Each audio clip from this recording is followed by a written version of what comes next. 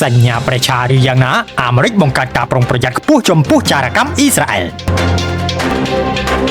មន្ទីរបញ្ញកោណបានវិតម្លៃហានិភ័យចារកម្មអ៊ីស្រាអែលដល់កម្រិតខ្ពស់បំផុតបន្ទាប់ពីមានការព្រួយបារម្ភថាអ៊ីស្រាអែលកំពុងបង្កើនសកម្មភាពស៊ើបការលើមន្ត្រីជាន់ខ្ពស់អាមេរិកជាពិសេសព័ត៌មានពាក់ព័ន្ធនឹងអ៊ីរ៉ង់និងចំនួននៅមជ្ឈិមបូព៌ាតាមប្រភពពីមន្ត្រីអាមេរិកបានបញ្ជាក់ថាទីភ្នាក់ងារស៊ើបការពារជាតិ DIA បានចេញសេចក្តីរាយការណ៍ដែលរៀបរាប់អំពីឧបទ្ទវហេតុជាច្រើនដែលបានបង្កើនការសង្ស័យថាអ៊ីស្រាអែលកំពុងព្យាយាមស្វែងយល់ពីការពិភាក្សាផ្ទៃក្នុងរបស់រដ្ឋបាលលោកដូណាល់ត្រាំជាពិសេសគឺព័ត៌មានសម្ងាត់សំខាន់ជុំវិញសង្គ្រាមនៅមជ្ឈិមបូព៌ាការវិវត្តនេះកើតឡើងខណៈពេលដែលលោកត្រាំនិងលោក Benjamin Netanyahu មេដឹកនាំអ៊ីស្រាអែលកំពុងតែមានភាពខ្វែងគំនិតគ្នាលើសង្គ្រាមជាមួយអ៊ីរ៉ង់និងប្រតិបត្តិការយោធារបស់អ៊ីស្រាអែលនៅលីបង់ផងដែរនេះជាសញ្ញាមួយបង្ហាញថាស្ថានភាពនៅមជ្ឈិមបូព៌ាកំពុងតែធ្វើឲ្យទំនាក់ទំនងសម្ព័ន្ធមិត្តជិតស្និទ្ធបំផុតអាមេរិកអ៊ីស្រាអែលប្រឈមទៅនឹងការសាកល្បងថ្មីមួយ